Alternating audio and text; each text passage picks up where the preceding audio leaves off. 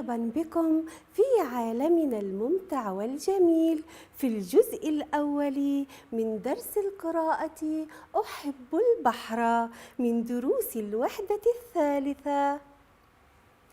هل تريد يا قمر أن تسمع حكاية اليوم؟ نعم، اسمع يا قمر، فحكايتي حل وسفر ورحلة قصيرة مليئة بالألوان والصور. وحكاية اليوم عن كيف نقرأ الدرس قراءة صحيحة، كيف نستنتج المعنى العام للنص. هيا يا أصدقائي، هل أنتم مستعدون ومتحمسون؟ وأنا والقمر أيضاً. والآن ماذا نرى في الصورة التي أمامنا؟ نعم، نرى مظلة، كرسياً، بحراً، سفينة، رملاً. أحسنتم يا أصدقائي. يا ترى يا أصدقائي ما لون البحر؟ فكروا جيداً. نعم، لونه أزرق. ولماذا يا ترى؟ لأنه يعكس لون السماء. قولوا معي يا أصدقائي: افتح افتح يا سمسم. تعالوا معي يا أصدقائي نكتب عنوان درسنا لهذا اليوم على اللون المضيء.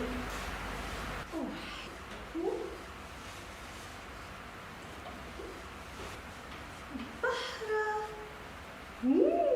إنه ممتع جدا، جربوه يا أصدقائي.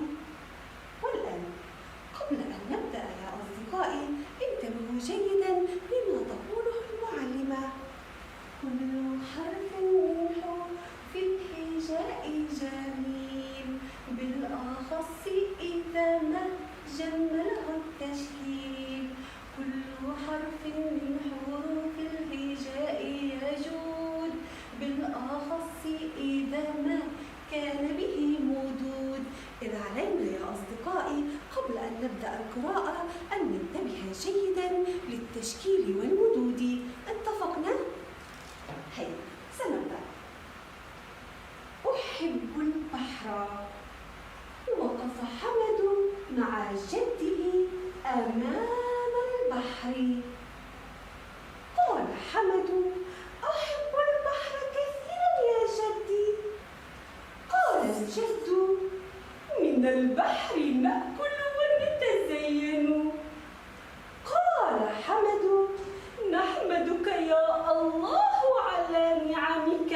والآن يا أصدقائي ساعدوا السيد سنجو في الوصول إلى حبة البندق، وذلك من خلال الإجابة عن الأسئلة. هيا يا أصدقائي. لا لا لا لا، ما عنوان النص؟ فكروا يا أصدقائي. نعم، عنوان النص أحب البحر. لا لا لا لا لا لا لا، عما يتحدث النص؟ فكروا فكروا. نعم، يتحدث النص عن البحر وخيراته. لا لا لا لا لا لا لا، من أنعم علينا بنعمة البحر؟ فكروا فكروا. نعم، الله عز وجل هو من أنعم علينا بنعمة البحر. لا لا لا لا لا لا لا، ما المعنى العام للنص؟ فكروا يا أصدقائي. المعنى العام للنص: البحر نعمة من نعم الله علينا. شكرا شكرا يا أصدقائي. والآن يريد الساحر العجيب أن يصل إلى الإجابة الصحيحة. هيا تعالوا معي. السؤال يقول: ما المعنى العام للنص؟ قولوا كلمة السر. هبرك دبرة، هبرك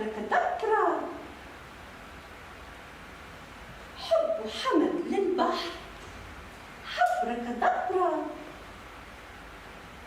البحر من نعم الله علينا. أبركادبرا.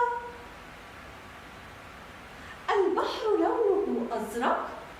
فكروا يا أصدقائي. نعم، الإجابة الصحيحة هي البحر من نعم الله علينا. شكرا لك يا ساحر. والآن من هذه يا ترى؟ إنها نحولة نشيطة تريد نحولة أن نقرأ معها الكلمات قراءة متأنية. هل أنتم يا أصدقائي مستعدون؟ نعم. هيا اقرأوا معي. واو فتحة و، قاف فتحة ق، فاء فتحة ف، وق ف، وق ف. أحسنتم. الكلمة الثانية نحولة. حاء فتحة ح، ميم فتحة م، دال ضمة، حاء مد. شكرا لكم يا أصدقائي، وشكرا لك يا نحولة.